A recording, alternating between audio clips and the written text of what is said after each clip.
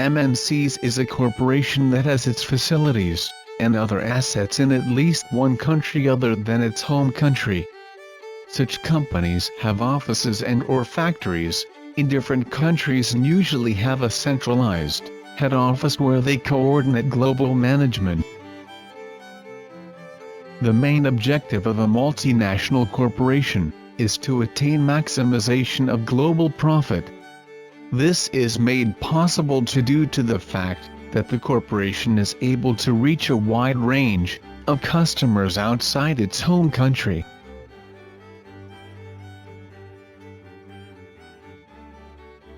If you are new to Singapore, you're probably wondering how this small city-state in Southeast Asia, with a total land area measuring only 273 square miles and one of the youngest nations in the world, became one of its most successful.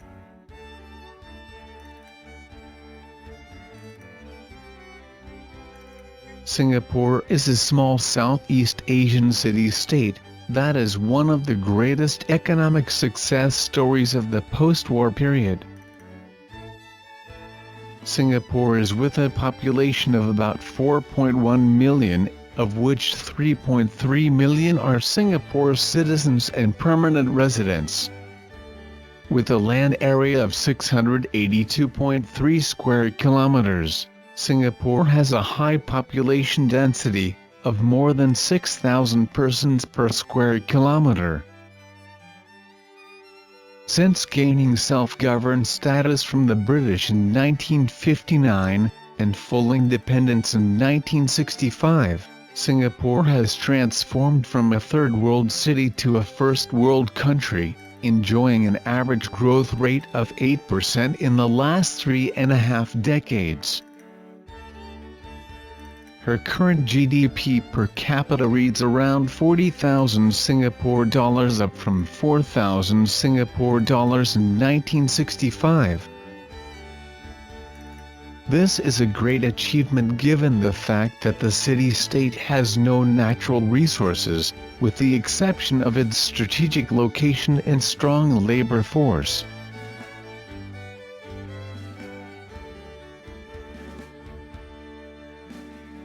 Port of Singapore.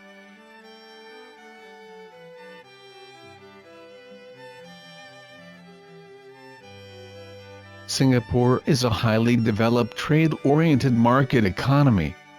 Singapore's economy has been ranked as the most open in the world, least corrupt, most pro-business, with low tax rates, and has the third highest per capita GDP in the world.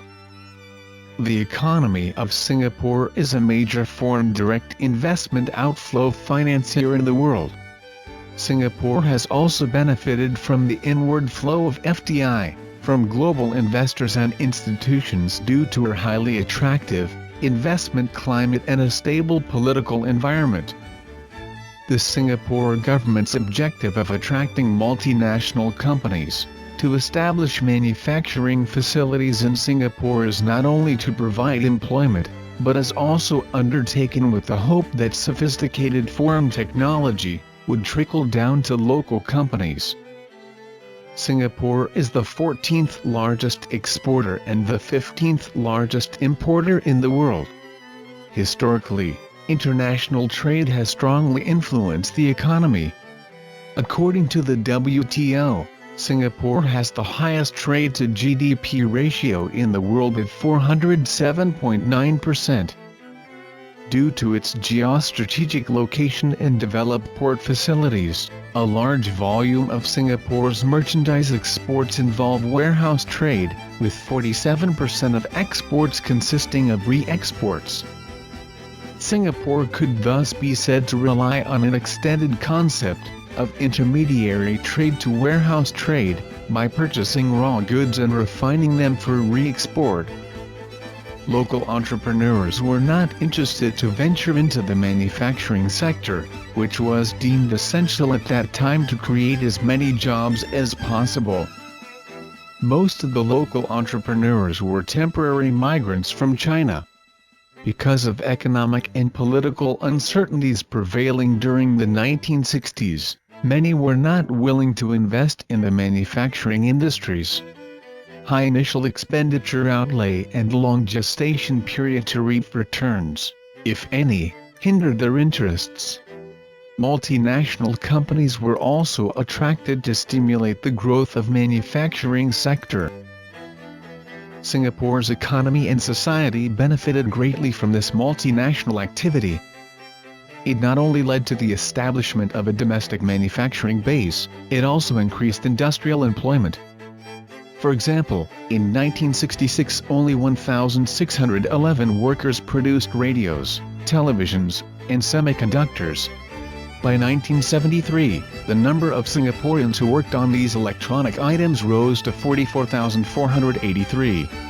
This generated positive spillover effects on other, ancillary sectors in the economy and enhanced the technical skill sets of workers. The textile industry also benefited from this multinational activity. The second benefit is that inflows of MNCs can bring financial resources into Singapore. This helps to maintain strong Singapore dollar currency. It may be worth noting that strong dollar exchange rate policy has been almost exclusively maintained to neutralize the effects of imported inflation and promote sustained non-inflationary growth. Third, the MNCs bring with them technologies and management know-how to Singapore. These developments can be transported to the local people, as a means to support the growth of entrepreneur spirit among the locals.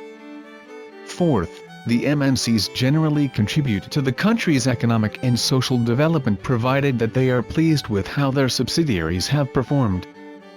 MNCs also provide training to local enterprises in Singapore.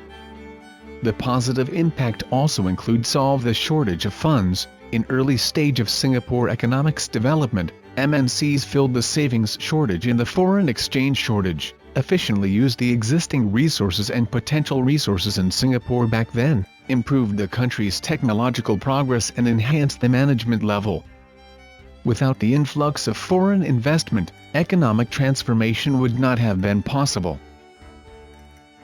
It is difficult to deny the importance of the MNCs in their contributions towards Singapore's economic growth and development.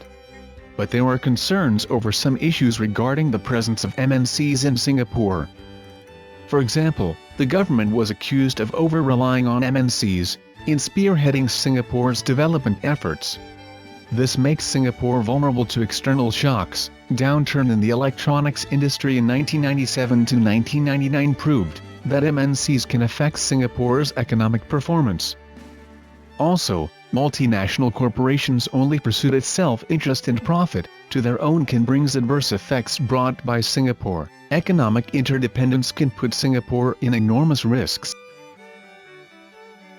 In 2010, tourist arrivals to Singapore hit a record high of 11.638 million visitors, with tourist receipts of more than 18.8 billion Singapore dollars, which about 26 to 30% are business traveler.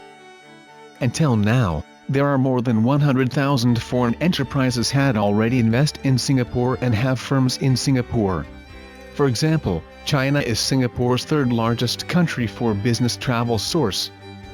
Multinational companies also can bring tourists to the country. There is Universal Studios Singapore, opened in March 2010. It attracted more than 1 million visitors within its first 6 months of operation, which also brings enormous revenue to Singapore. And the same thing also creates by Sentosa Resort and Casino. Implication of MNCs. Although Singapore is benefits from multinational corporations that maximize production and consumption, but still have negative effect in government capacity, political stability, economic stability, regulation standardization and development policies. 我叫张华江，我在 MediaTek Singapore 工作，我是一名射频集成电路设计工程师，我来自中国上海。MediaTek 是世界上前10名的 IC 厂商，这里有很强的技术背景，所以我来到这里工作。其实新加坡的电子行业是非常的发达，像我所处在的半导体行业，基本上排名全球 Top 10的公司基本上都有在新加坡开分公司或者研发中心，所以新加坡集聚了广泛的 IC 设计人才，以及各式各样的配套的人才，硬件、条件、软件都不错。所以新加坡是一个不错的选择。My name's James Costello. I've been in Singapore for 10 years. I'm working for Vargo Technologies as a R&D engineer for the Sensor Solution Division. Vargo Technologies, we're a semiconductor company based in Singapore. Most of the products that we design are quite cutting-edge technology, and a lot of it we patent. So being in Singapore, we have very good IP protection. The electronics industry in Singapore is quite healthy. There's a lot of R&D, technical innovations with a lot of wafer fab facilities as well as R&D facilities like Vargo. I'm Chen Lu, a Director of Technology Transfer and Development with the United Microelectronics Corporation. Well, UMC is one of the leading foundry house in IC industry, currently ranked number 2. First of all, maybe I should start with why we came here to establish a business at Singapore. I think Singapore is a multinational environment, and it's easy for us to recruit many international talents, and there's no natural hazard in Singapore. And also the Singapore government provides a very good incentive for IC industry. And also the government policy is very consistent. Singapore is a very good supply chain for IC industry. I think Singapore is a good place to work and a good place to do business too.